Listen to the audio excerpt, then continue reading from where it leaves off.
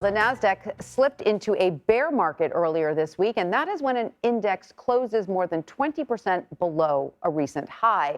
Now, this is the Nasdaq's second time breaching bear market territory this year. I want to bring in William Power for more on this. He's an editor for the Wall Street Journal's monthly personal investing report. William, great to have you with us. You're certainly the person to talk to about this. This is the second time, not the first, that the Nasdaq has entered a bear market this year. It's a repeat of what we saw previously. Are there new factors in play, and how significant is it when a lot of people say that the market is overvalued anyway? Yeah, these interest rate increases that the Fed is doing really slams tech stocks. That's why Nasdaq takes it on the chin. But the Dow and the S&P were already in bear markets as well. They always say that central banks can't control inflation without causing a lot of pain, and we're feeling the pain right now.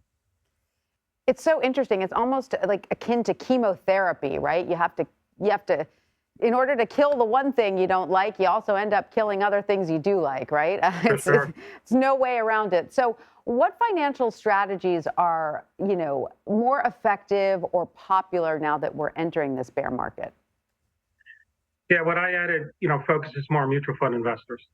So for a long-term investor in your 401k, it's the advice we always give, but it seems to work, which is don't panic, hold on over time, your investment should be coming back.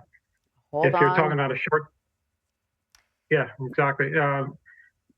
But it's easier said than done sometimes. The average mutual fund declined 25% so far this year. Right. Which is a total reversal from the 21% gain last year. It's really, really difficult to swallow, especially if you might be nearing retirement, right? Not everybody is in the same boat. What advice would you have for folks like that who really, look at their portfolios and think, I'm going to need some of that money soon? For sure. I mean, you should not be trying to dart in and out of the market like a deal maker. But if you're too heavily invested in our stocks, definitely if you're too heavily invested in tech stocks or Nasdaq, that's never a good idea. Right. If you're nearing retirement, roughly you should be around 60-40 stocks versus bonds or something, but don't be 90% stocks like people were during the dot-com mania. That's what really burns you.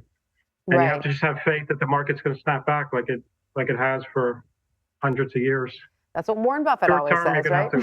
The Oracle of Omaha always says the same thing. All right, so wait, William, I have a question about what's going on across the pond, because we do know that the Bank of England is ending its bond buying program tomorrow, and that's led to major dips in the European markets. But is that something that, Americans need to worry about? What impact is it having on American markets? I mean, we have enough else to worry about, but the way I view it is they're doing the same delicate dance over there that the Fed's trying to do in the U.S. Control inflation without causing even more problems. Right. As you say, it's like medical treatment. So you can keep half an eye on it, but I'd let the pros worry about it mainly. And the main advice I have for investors is know there's going to be some short-term pain. If you have any faith at all in the Fed and the other central bankers, we're going to come out on the other end better than we are now. But we're just not going to have the gains that we had last year. Right. We're going to have to batten down for that. Well, speaking of coming out on the other end, these new inflation numbers that come out today, everyone's waiting for those. Do you expect certain categories to have bigger changes than others from August?